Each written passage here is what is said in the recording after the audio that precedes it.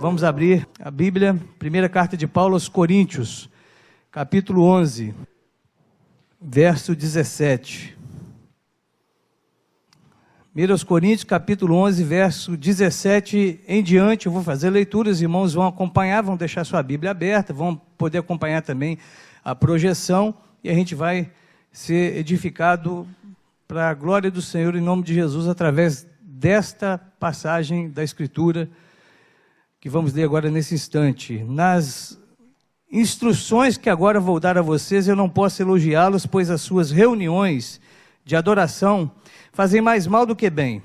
Para começar, me contaram que nessas reuniões há grupos de pessoas que estão brigando, e eu creio que em parte isso é verdade. Não há dúvida de que é preciso haver divisões entre vocês para que fique claro quem são os que estão certos. Quando vocês se reúnem, não é a ceia do Senhor que vocês comem, pois na hora de comer, cada um trata de tomar a sua própria refeição. E assim, enquanto uns ficam com fome, outros chegam até a ficar bêbados. É isso mesmo, meus irmãos, bêbados. Por acaso vocês não têm as suas próprias casas onde podem comer e beber? Ou será que preferem desprezar a igreja de Deus e envergonhar os que são pobres? O que é que vocês esperam que eu lhes diga? Querem que eu os elogie? É claro que não vou elogiá-los, porque eu recebi do Senhor este ensinamento que passei para vocês, que o Senhor Jesus, na noite em que foi traído, pegou o pão e, tendo dado graças a Deus, depois partiu o pão e disse: isto é o meu corpo que é entregue em favor de vocês, façam isto em memória de mim. Assim também, depois do jantar, ele pegou o cálice e disse: este cálice é a nova aliança por Deus com o seu povo, aliança que é garantida pelo meu sangue. Cada vez que vocês beberem desse cálice, façam isto em memória de mim. De maneira que cada vez que vocês comem deste pão e bebem deste cálice, estão anunciando a morte do Senhor até que ele venha. Por isso, aquele que comer do pão do Senhor ou beber do cálice de modo que ofenda a honra do Senhor, estará pecando contra o corpo e o sangue do Senhor. Portanto, que cada um examine a sua consciência, e então coma do pão e beba do cálice. Pois a pessoa que comer do pão ou beber do cálice, sem reconhecer que se trata do corpo do Senhor, estará sendo julgada ao comer e beber para o seu próprio castigo. É por isso que muitos de vocês estão doentes e fracos, e alguns já morreram. Se examinássemos primeiro a nossa consciência, nós não seríamos julgados pelo Senhor, mas somos julgados e castigados pelo Senhor, para não sermos condenados junto com o mundo. Portanto, meus irmãos, quando vocês se reunirem para a ceia do Senhor, esperem uns pelos outros. E se alguém estiver com fome, que coma em casa, para que Deus não castigue vocês por causa dessas reuniões. Os outros assuntos eu resolverei quando chegar aí. Vamos orar. Deus eterno, em nome de Jesus, pedimos, pois precisamos que o Senhor faça algo muito especial no coração da gente, no coração de cada um de nós aqui reunidos. Só o Senhor para poder fazer deste encontro, deste momento em específico, algo que vai marcar a nossa vida e que vai transformar as nossas atitudes, Senhor. Pedimos que seja assim e que já vá nos preparando para aquele momento onde teremos a ceia do Senhor, que o nosso coração seja tratado para receber esse alimento tão maravilhoso, tão abençoador para o nosso coração. Pedimos que seja assim, que o Senhor ministre também o coração das nossas crianças, que elas sejam alvos do amor do Senhor hoje, através de cada instrumento que se levantou para abençoá-las nesse instante. Gente que se dedica, deixa de estar com a gente aqui dentro do templo para poder abençoar a vida das nossas crianças. Usa, Senhor, esses teus servos e alcança as nossas crianças para a glória do Senhor. É o que nós pedimos em nome de Jesus. Amém.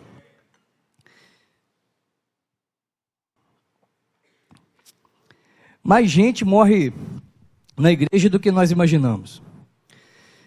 A gente não tem estatística para olhar isso. A gente não tem uma revista que vai ser especializada em gente morta dentro do templo, gente morta dentro da igreja. Mas isso acontece com mais frequência que a gente imagina. Aliás, estatística é um negócio muito difícil para a gente lidar com ela, porque ora nós não entendemos, ora elas não existem. Tem hora que vem a estatística, mas a gente não entende muito bem o que está acontecendo. E tem hora que ela nem aparece, ela não é tão interessante para a venda de alguma coisa. Então, mesmo que existam pesquisas e controle dos dados a respeito disso, a gente não fica sabendo. Mas sobre isso em específico, nós temos sim alguns exemplos. Antes, pense nisso. Não seja você mesmo a medida das suas escolhas. Você não é a medida das suas escolhas de uma forma correta. Não faça isso. Lembre-se que você está aqui porque Deus quis reunir você em corpo, quis reunir você numa comunidade, quis fazer de você uma igreja. E por isso, perceba as pessoas que estão junto com você e que Deus colocou do seu lado e que colocou você do lado delas também. Há um propósito nisso. Existe um porquê dessas coisas acontecerem. E mais ainda, preste muita atenção. Você está diante de Deus. Você não está em qualquer lugar. Você está diante do Senhor, nosso Deus. Como eu dizia, estatísticas são uns negócios complicados. De quando em vez nós olhamos e vimos as pessoas criticarem, por exemplo, um país da América, os Estados Unidos, porque ele tem, maior parte dos estados lá permite com muita facilidade se ter uma arma de fogo. E as pessoas dizem assim, isso mata muito, isso mata muita gente. E, claro, que a gente não está aqui minimizando o poder de uma arma de fogo. Ninguém é doido de pegar e falar assim, é um brinquedo, isso não acontece nada com isso, vou brincar com isso agora. Não. O fato é que a gente desconhece que, por exemplo, morre mais gente por afogamento em piscina nos Estados Unidos de forma acidental do que por arma de fogo. Então, se fosse para fazer algum movimento, a gente tinha que... O primeiro movimento para salvar vidas nos Estados Unidos deveria não ser tirar as armas da mão das pessoas, mas acabar com as piscinas que as casas têm. Porque morre muito mais gente assim. Eu estou com isso querendo defender armamento? Não, não é esse o assunto. Eu estou te mostrando que a estatística nem sempre a gente conhece ela plenamente, a gente não conhece os fatos. E por isso a gente só toma consciência daquelas coisas que aparecem para a gente normalmente pela televisão ou pelos meios que cada um de nós aqui usa para poder se informar. Tem gente que nem assiste televisão, usa outros recursos para poder saber o que está acontecendo no mundo. Mas é assim. Agora, sobre morrer na igreja, o título da mensagem de hoje é Cuidados para não morrer na igreja.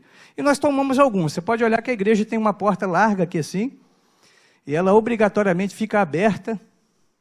Você, se precisar, ela está aberta. Aí, se der alguma coisa, Deus nos livre, um teto desse começar a desabar aqui, você sai daqui com muita rapidez. Tem outra ali atrás, tem outra ali. Se pegar fogo, tem uns negocinhos vermelhos lá atrás, que eu espero que alguém saiba usar aquilo, né? Que é o extintor. Eu espero que alguém saiba usar aquele negócio. Tomara que seja igual o seguro, né? A gente nunca quer usar, mas é bom ter, né? Então, se precisar, existem muitos recursos aqui que nós tomamos para que ninguém seja de alguma maneira ferido aqui dentro.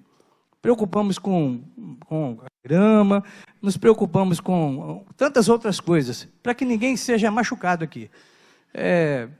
As esquinas, a gente fica preocupado com as crianças aí que correm de um lado para o outro. A gente está preocupado, a gente não quer que ninguém morra aqui. Ninguém aconteça de perder a vida aqui. Mas acontece de gente morrer na igreja. Deixa eu contar duas histórias para você, rápida.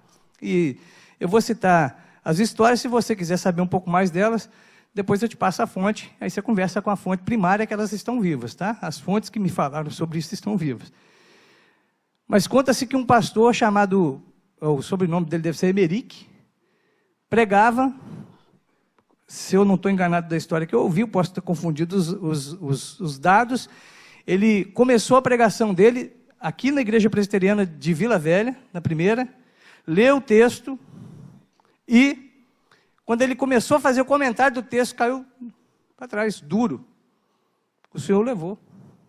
Gente que morre dentro da igreja. Não precisamos ir muito longe, tem uma história aqui dentro dessa igreja aqui. Escola dominical acontecendo ainda na parte da manhã, o povo reunido, cantando louvores e, de repente, uma das irmãs aqui, que era membro dessa igreja, suspirou e foi levada também pelo Senhor. As pessoas morrem dentro da igreja. As pessoas morrem dentro da igreja. Agora, a situação que a gente tem aqui da igreja presbiteriana de Corinto, não sei se vocês sabem que essa igreja era presbiteriana. Quem era o pastor dessa igreja? Quem conhece? Pelo menos nesse momento, quem está dando assistência para a igreja de Corinto é o apóstolo Paulo. E é uma assistência virtual. Não sei se a gente já atinou para isso. Provavelmente vocês já têm conhecimento disso, que ele está escrevendo uma carta. E ele também está escrevendo uma carta baseada em fatos que ele ouviu dizer. Ele está usando os recursos que tem naquele momento para poder conduzir aquele rebanho, ajudar aquele rebanho e dar orientações para aquele rebanho. E eu acho muito interessante, faz uma pausa aqui, só um pouquinho, não é nada tão importante assim, mas é interessante que você escute isso. Nós vamos usar todos os meios que nos forem possíveis para poder comunicar melhor e para poder divulgar mais o Evangelho do Senhor Jesus. Sempre vamos usar. E esse ano, de uma forma muito particular, alguns irmãos se levantaram, o pessoal da UPA principalmente, para poder fazer divulgação dentro das redes sociais que eles conhecem muito bem e trafegam muito bem ali. Eles têm feito isso. Então, de repente, você vê um menino desse com o celular na mão, filmando, tirando foto, e fica incomodado, né? Pô, o que ele está fazendo com esse negócio? O que essa menina está fazendo aqui? Olha, a orientação é que faça isso para poder divulgar o trabalho da igreja. Claro que tem alguns deles que usam o celular para outras coisas, mas não são só as crianças, né? Não são só os adolescentes que fazem isso, que pegam o celular e ficam fazendo outra coisa na hora do culto. Então, nós não vamos pegar, não vamos perder tempo com isso. Eles fazem isso porque estão trabalhando para divulgar. Fecha o parênteses aqui, volta comigo. O apóstolo Paulo é o pastor da igreja presbiteriana de Corinto, ele é um pastor virtual, ele não está lá presente, ele não foi naquela igreja ainda, ele não conhece as pessoas, ele não conhece as famílias de uma forma particular, não tomou café com ninguém. Mas ele sabe o que está acontecendo. Alguém trouxe para ele a notícia. E ele está dizendo o seguinte, dentre tantas coisas que ele fala que está acontecendo ali, ele fala assim, olha, tem gente que está ficando doente, tem gente que está ficando fraca e tem gente morrendo dentro dessa igreja por causa da maneira como ele se reúne. Dá uma olhada no verso 30, que a gente vai se remeter sempre a ele, é ele que é a base da nossa conversa aqui. Tem gente que está fraca, tem gente que está doente, tem gente que está morrendo dentro da igreja. Igreja aqui, claro que a gente faz um ajuste para o nosso contexto, porque a maneira como ele se reunia nunca foi, em Corinto, por exemplo, nunca foi esse número de gente que está aqui, porque não cabia isso numa casa, as reuniões aconteciam nas casas. E normalmente alguém recebia, o grupo dos irmãos da igreja, fazia-se ali o culto. A ceia também, nós vamos perceber na hora que a gente está lendo o texto, que era diferente do nosso, é fácil de perceber isso, porque está falando de comer e encher a barriga. Quando que um pãozinho desse aqui vai encher a barriga de alguém? Nunca vai. E está falando de embriagar, porque não era suco de uva, igual a gente faz agora, era vinho. E eles bebiam com uma certa liberdade para poder chegar até a se embriagar. Então, claro que existe um ajuste que precisa ser feito de acordo com o tempo. Mas o fato é que estão reunidos em nome do Senhor Jesus, estão dizendo que estão comendo a ceia, que estão fazendo isso pela glória de Deus, e não estão, na verdade, estão morrendo. Muita gente que estava ali estava ficando doente, fraca e estava morrendo. Será que tem jeito da gente não morrer dentro da igreja? Como que a gente pode fazer, olhando para esse texto, para a gente evitar esse tipo de morte? Aí eu não estou falando daquela, mas esse tipo de morte dentro da igreja. Eu acredito que o texto traz para a gente muita informação que resolve isso de uma forma muito clara. Eu quero destacar algumas delas. Primeira coisa, para a gente não morrer dentro da igreja, nós precisamos lembrar que nós não somos suficientes para tomar decisões baseadas no nosso gosto, naquilo que a gente olha e agrada. O nosso coração nunca foi um recurso suficiente, um recurso que seja, que tenha um aferimento real. Ele nunca foi e nunca vai ser.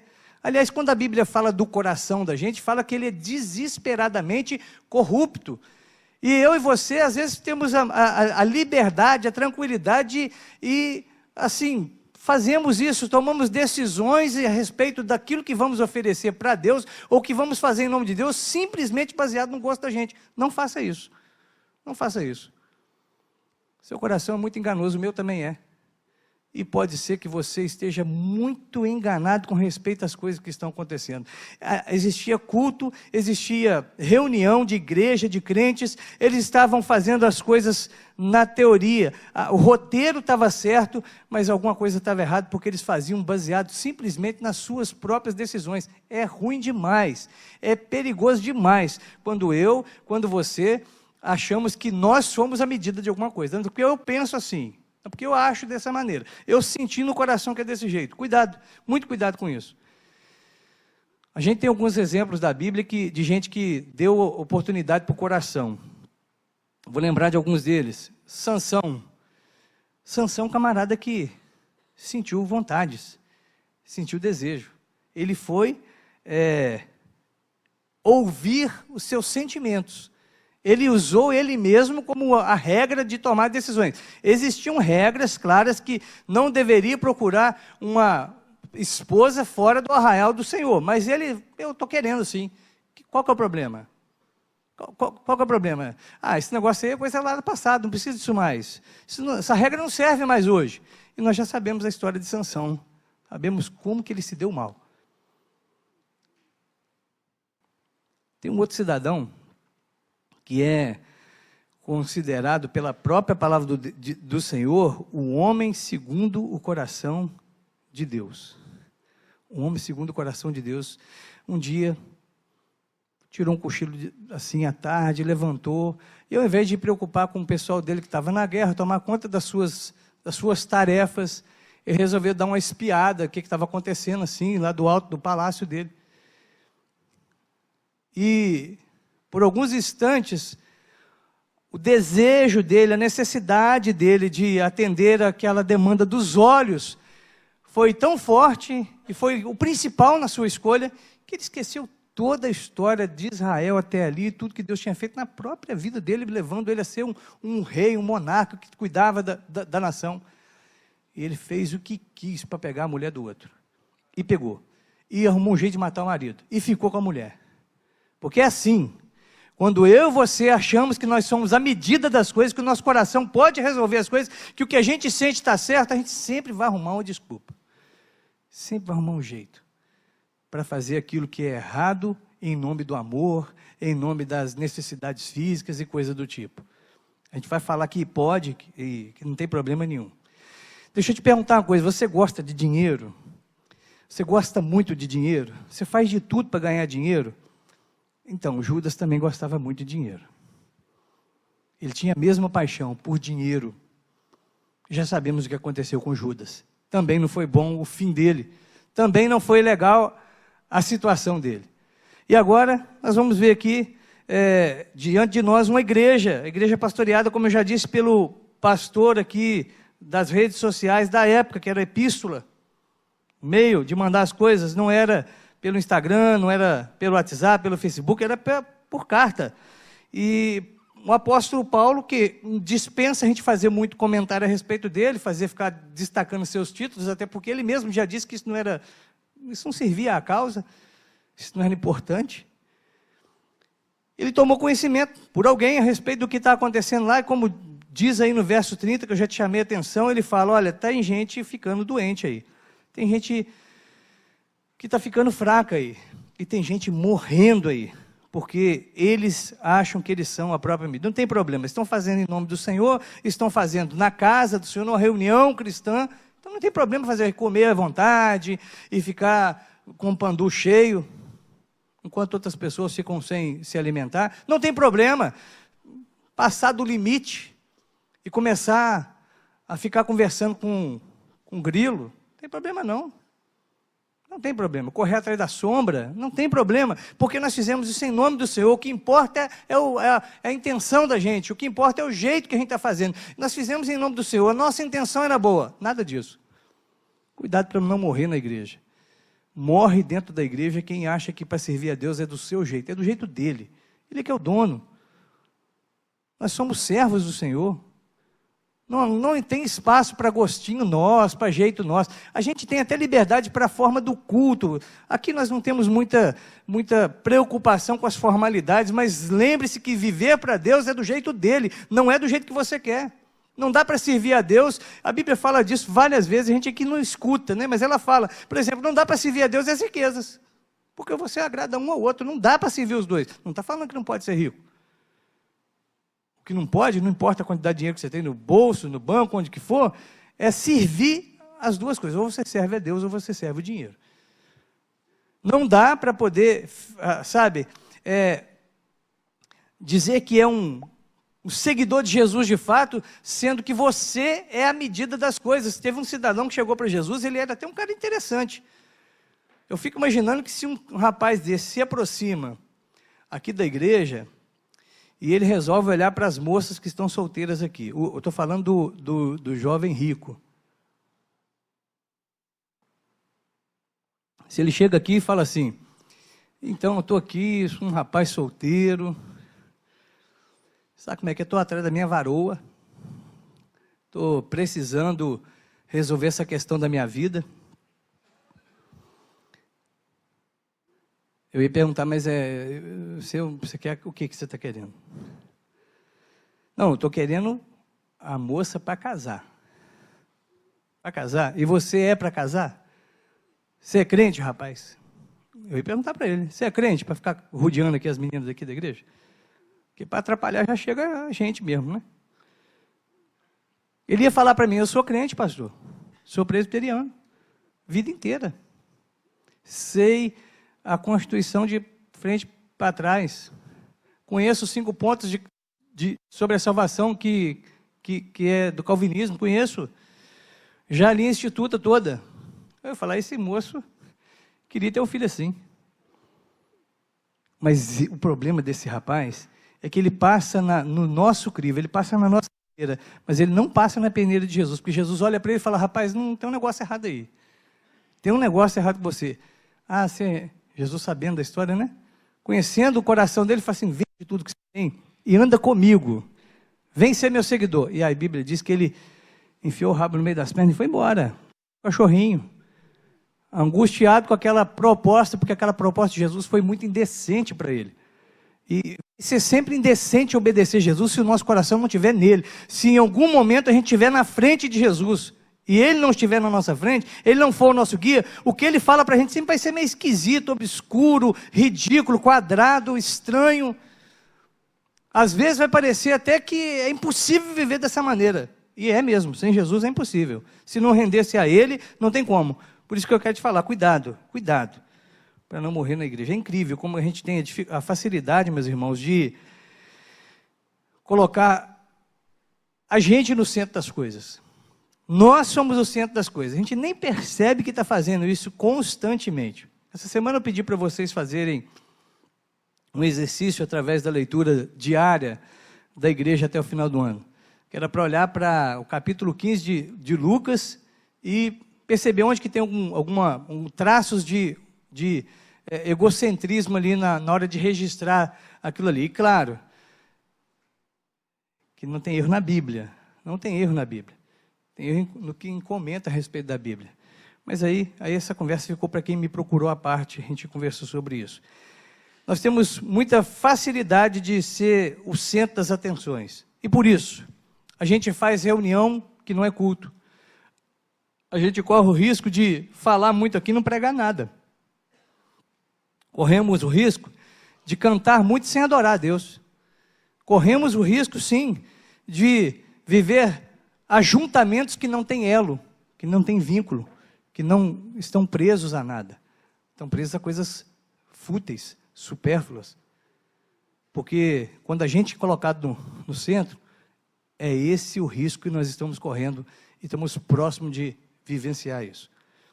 Parece que viver uma vida onde nós somos o juiz, o árbitro das decisões, é como colocar um óculos para não corrigir nada, apenas para enfeitar o rosto. Então, imagina a pessoa tem um problema, você que tem problema de vista vai entender isso muito mais fácil que aquele que não tem. Imagina você que usa óculos ou usa lente corretiva que nem eu, e precisa, mas você coloca um óculos que não tem nenhum grau ali na lente, só para fazer um charme, imagina? Eu encontrei uma pessoa assim, ele apareceu com óculos do nada, assim, na igreja, eu olhei para ele e falei, rapaz, o que aconteceu com sua vista? Sem problema. E ele já tem meia idade, né? O sujeito com 40, na época, 40, quase 40 anos, aparece com óculos do nada assim, porque quem nessa idade já usa óculos há muito tempo. Como é que você aparece? O que aconteceu? Ele, nada. Isso aqui é só para dar um charme. Homem. Vaidoso, né?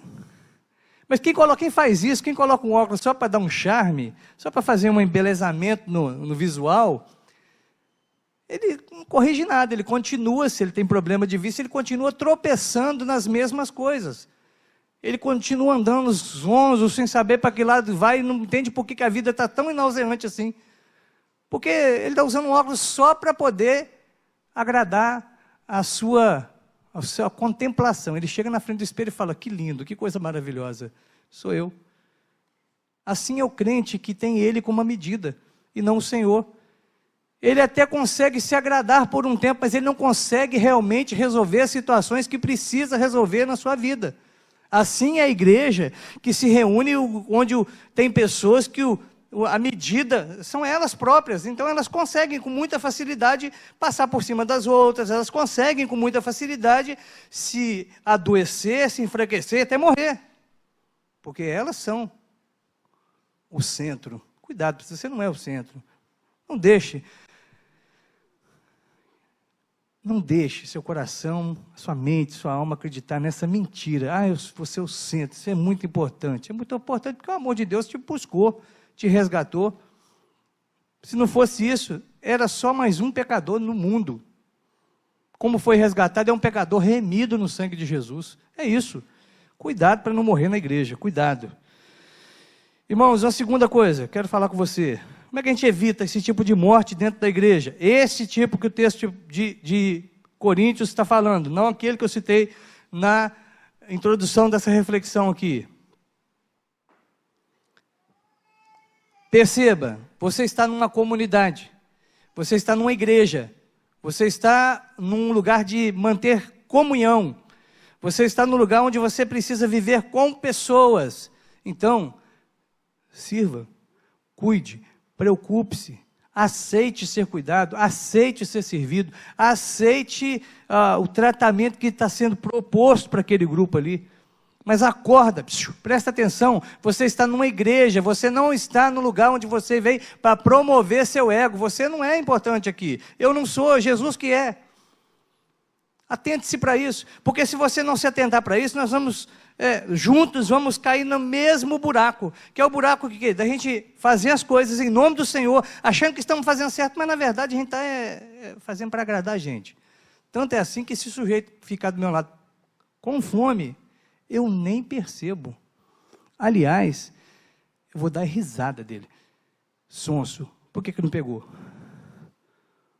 Otário, por que não foi lá e catou um pedaço de pão para ele logo? Está achando o quê? Tem que ficar colocando na boquinha? Tem que ficar tratando no biquinho? É assim que eu vou falar. Porque quando eu acho que eu sou a medida das coisas, eu não consigo ver quem está do lado. Porque, afinal, tudo que acontece gira em torno de mim. Então, não é difícil acontecer o que aconteceu aqui. A gente não percebeu o outro do lado. Essa distração que a gente tem com a gente mesmo, com o espelho, é um passo largo para a insensibilidade. É como quando nós colocamos a nossa vida, o alvo da nossa vida, apenas para agradar a gente mesmo. A gente precisa perceber que vivemos com as pessoas.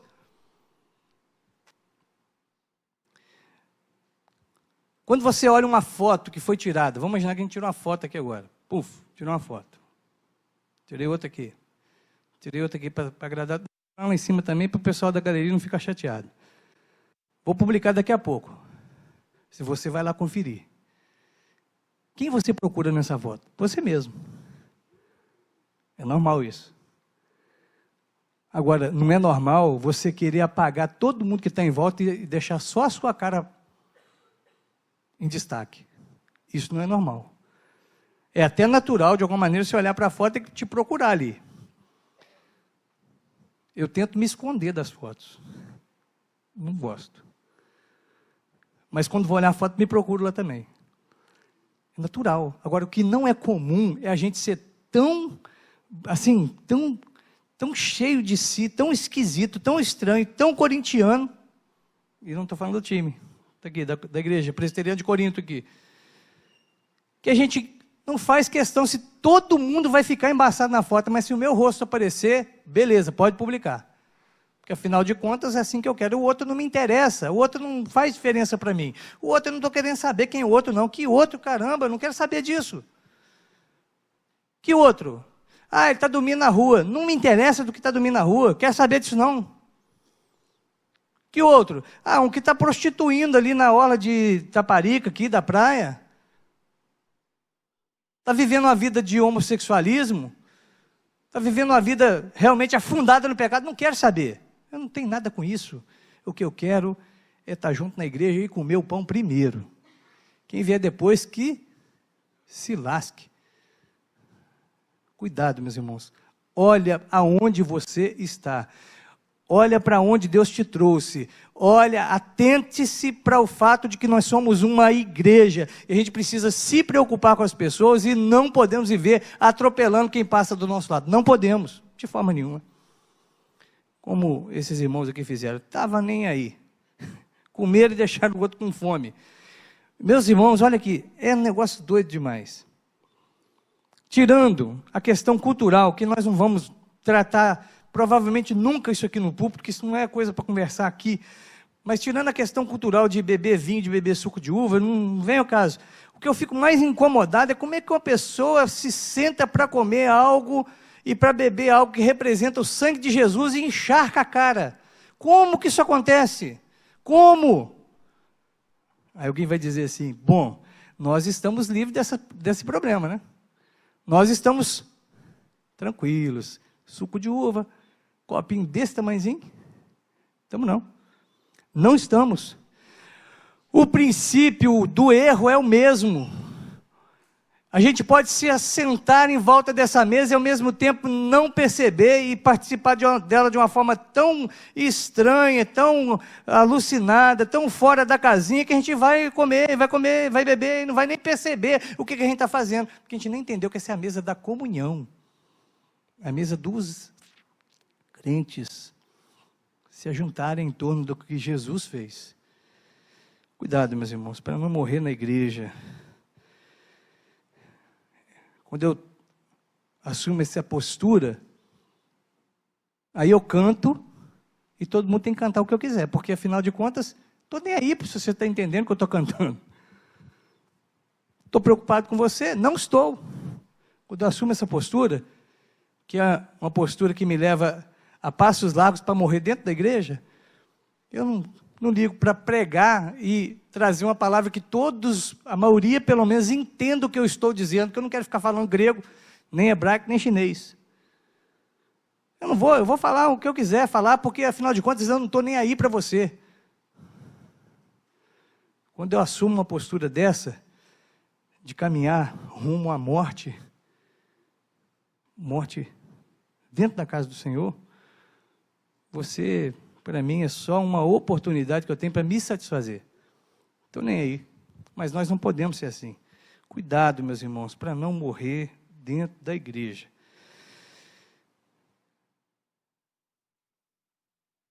Eu assisti recentemente um filme que chama O Discurso do Rei.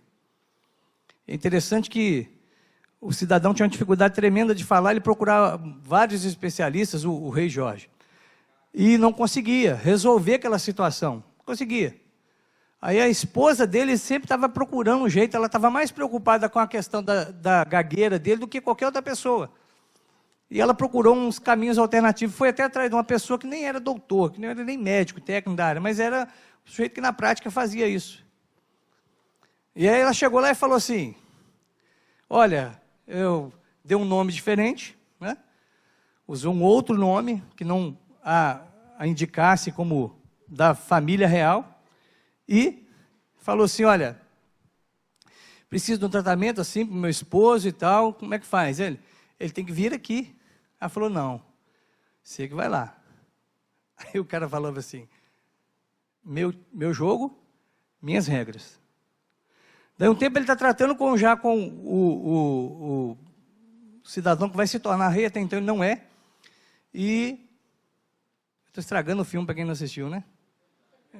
Agora já era, já foi, né? Eu me preocupo com você, gente, mas agora é porque preciso mesmo, tá? Não é para judiar, não. Ele ainda não se tornou rei, mas ele vai lá e ele quer também fazer algumas alterações no tratamento dele, não vou falar os detalhes. E aí o sujeito fala para ele assim, minha casa, minhas regras. Sabe o que essa frase me lembra? A postura da gente em alguns momentos. Tem uma frase aí que o pessoal usa de vez em quando, meu corpo, minhas regras. Para um outro caso. Tem crente que fala assim, não, é do meu jeito, eu sou crente e é assim que eu faço. Tá, você leu, você comprovou, você entendeu isso da Bíblia? Foi um estudo, uma oração, você resolveu isso de joelhos mesmo? Não, é só que eu gosto assim, aprendi assim, nasci assim, você sempre assim, Gabriela. Só isso. Só isso. Só assim. Meus irmãos, cuidado para não morrer na igreja. Olha de novo, por favor, o verso 30. Verso 30. Quando nós agimos assim, nós estamos de uma forma muito perigosa, sentando-se numa cadeira que não nos pertence, um trono que não é nosso, tá? Por isso que fraqueza, por isso que doença, por isso que morte é o que resulta dessa atitude. É o prêmio mais certo para a gente quando a gente age dessa maneira, quando a gente não consegue enxergar o próximo. Não enxergar o próximo já é uma lâmpada acesa para a gente pensar assim, espera aí, o que está acontecendo? O que está acontecendo? O que está acontecendo que eu não conheço ninguém, eu não tenho amigo na igreja? O que é isso? Já é para poder pensar nisso aí. Interessante, meus irmãos. São apenas 25, talvez 26 anos de existência da igreja. Só isso. E claro que eu não estou falando dessa igreja aqui que tem essa idade. A igreja de Corinto. Passou-se apenas esse período aí, só esse tanto de tempo. E eles já não entendem mais o seu propósito. Eles já estão se perdendo com respeito às atitudes. E pensa bem, se assim era com eles, vai ser diferente com a gente? Nós somos melhores que esse povo aqui? Em algum momento somos melhores que eles? Só 25 anos foi suficiente para eles acharem que pão era um negócio para comer. Sim, que tinha que comer primeiro, comer rápido, porque esqueceram que eles estavam comendo, era o pão da vida. Aquele que multiplica pães. Aquele que faz as coisas tomarem uma proporção totalmente diferente no coração e na alma da gente. Consciente disso, vamos tomar um outro cuidado. Por último, dá uma olhada, por favor, no verso 27, 28 e verso 29. Lá vai dizer para a gente se examinar.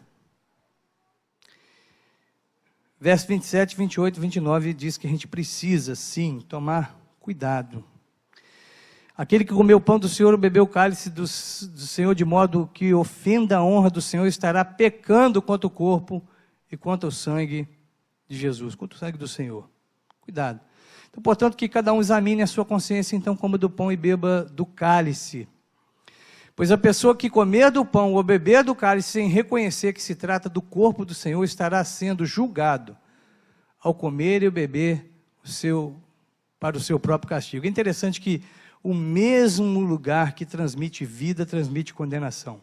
A mesma ação que pode salvar é aquela que condena alguns. Isso não é muito difícil para a gente entender, porque o próprio Senhor Jesus nos disse que ele era como que uma pedra angular, uma pedra principal ali. E tem gente que vai e edifica a vida em cima daquela pedra, mas tem gente que passa e tropeça nela. É assim. Então nós precisamos tomar cuidado. Atenção, você está diante do Senhor. Examine-se, olhe, perceba qual que é o propósito disso aqui. Isso aqui não tem o propósito de enfeitar a mesa, fazer o culto ficar mais sentimental, tornar esse momento aqui um momento onde que a gente vai, sei lá, sentir friozinho na barriga. Não é essa a ideia, não é essa a intenção, não é esse o propósito. Vamos ficar conscientes de que precisamos fazer um ajuste. E não é tão difícil fazer isso. Olha só, vamos fazer um exercício nós dois aqui. Vamos lá, olha aqui para mim. Para que servem as suas mãos? Para que serve sua boca? Para que serve a sua inteligência?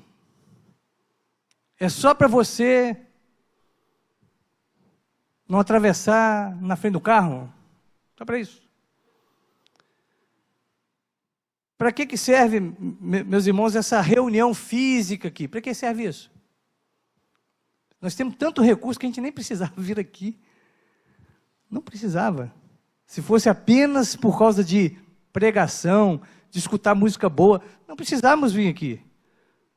A gente faz isso aqui, mas a gente não precisava, porque isso tem à disposição de vários modelos e formas aí. Aliás, tem gente que até vive, se diz alimentar dessas coisas, mas a igreja, para que existe a igreja, a reunião, isso aqui? Para que existe esse negócio? As músicas que nós cantamos, enquanto estamos reunidos, para que servem? Porque a gente precisa pensar nessas coisas, porque existe sim uma diferença de lugar, de propósito para as coisas. O verso 22 e o verso 34 dão uma ideia muito clara, que os ambientes diferentes servem a propósitos diferentes. Paulo fala assim, você não tem comida para comer em casa, não? Estranho, né? Mal criado esse Paulo, eu acho que ele é meio grosso. Vocês não têm comida para comer em casa? Ó, se for para comer desse jeito e com essa postura, isso aí você faz na sua casa. Quando está reunido como igreja, não faça isso, porque você está diante do Senhor. É a mesa do Senhor, não faça isso. É isso que ele está dizendo. E é interessante que, instintivamente, nós não temos dificuldade de obedecer isso. Quer ver só? Eu nunca vi. Depois, se alguém viu o que eu estou falando aqui, me conta. Mas depois, não agora. Eu nunca vi uma pessoa no shopping, lá na praça de alimentação, de sunguinha. Ou de biquíni. Com o corpo coberto de protetor solar, assim. Nunca. Por que as pessoas não fazem isso lá? Porque instintivamente, aquele não é lugar para isso. Que não é lugar para isso. Também não tenho notícia de alguém que, enquanto um juiz pronuncia uma sentença, ele fica falando o que ele quer, alto, atrapalhando a sessão lá. Não conheço isso. Nunca ouvi falar. Aliás, até onde eu sei, se a pessoa tentar fazer um negócio desse e insistir, ela é presa. Mas ninguém quer esse tipo de coisa. Então, por quê? Porque a gente consegue entender esses limites, e quando é com a igreja, a gente quer fazer de qualquer jeito. Quer fazer da maneira que a gente se sente melhor. Por quê?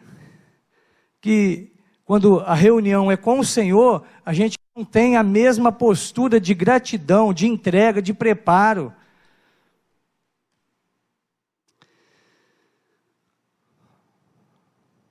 Vamos assistir um jogo juntos. Não, vamos chegar uma hora antes, vamos sair uma hora depois, o troço vai durar umas 2 horas, não, vamos ficar felizes ainda e pronto, a gente vai com o maior gosto. Ou em casa, ou no estádio, para quem gosta disso, né? Para quem pedala, tem seus preparativos, a reserva que você precisa de energia e tudo, mas você se prepara para aquilo e você tem umas regras que você obedece, você não tem dificuldade com isso. Até porque se você quiser andar com a bicicleta, sei lá, eu não consigo imaginar, vou colocar uma roda quadrada na bicicleta e vou pedalar. Você não faz isso. É senso, é normal. Comum.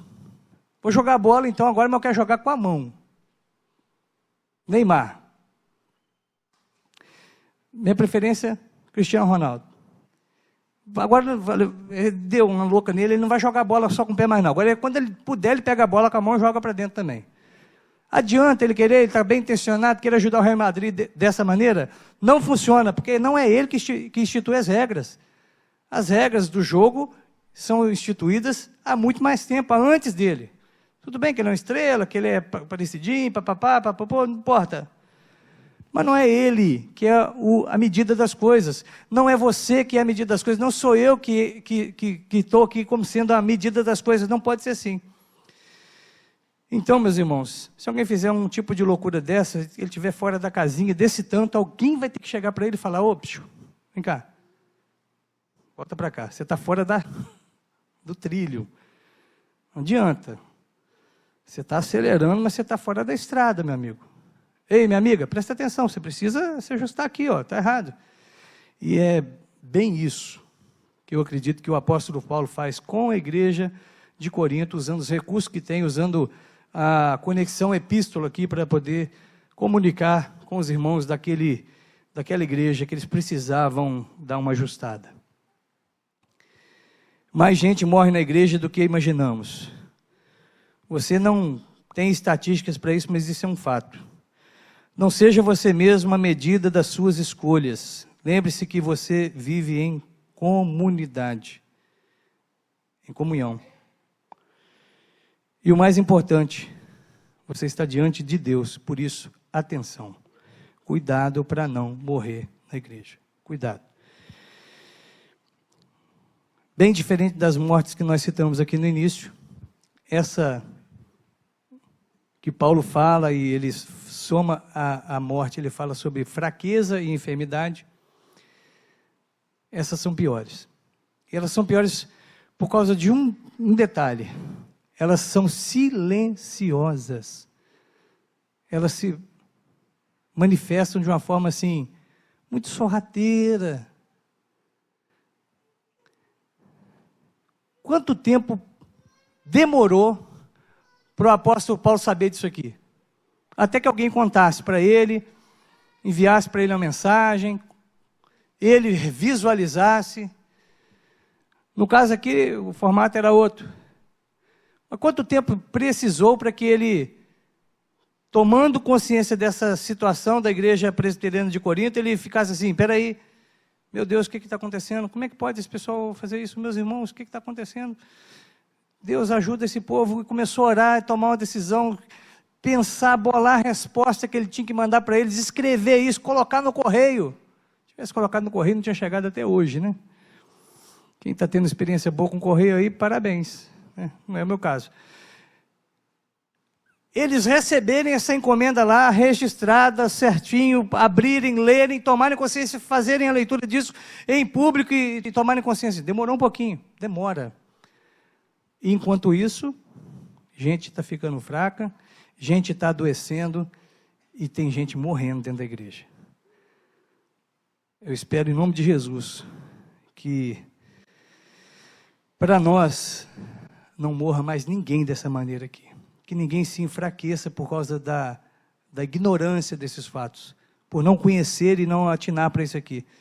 Que para mim e para você não sirva o verso 30.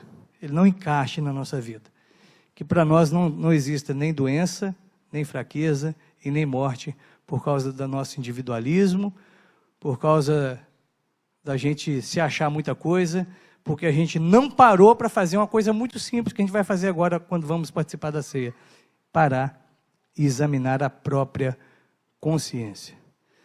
O apóstolo Paulo fala isso, se todo mundo parasse, fizesse esse exercício, ninguém era julgado, porque é fácil de perceber que está acontecendo um negócio errado.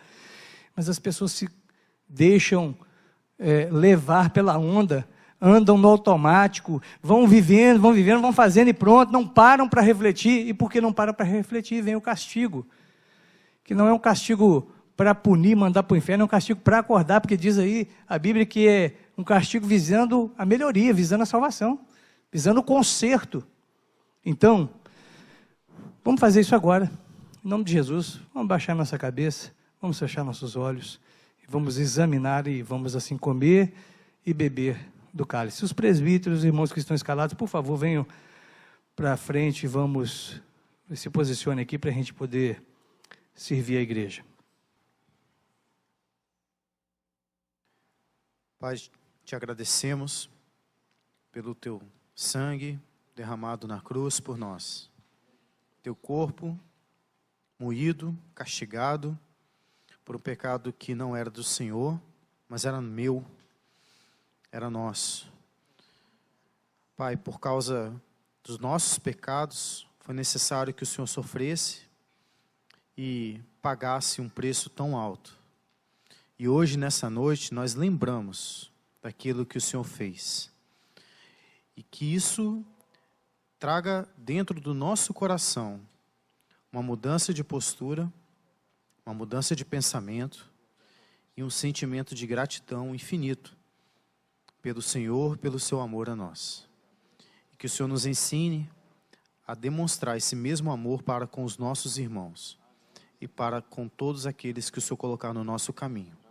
Que sejamos assim exemplos de vidas transformadas pelo Senhor para a glória do teu nome, Pai. Amém.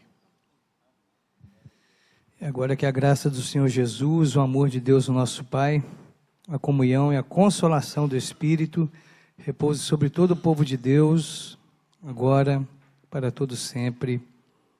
Amém.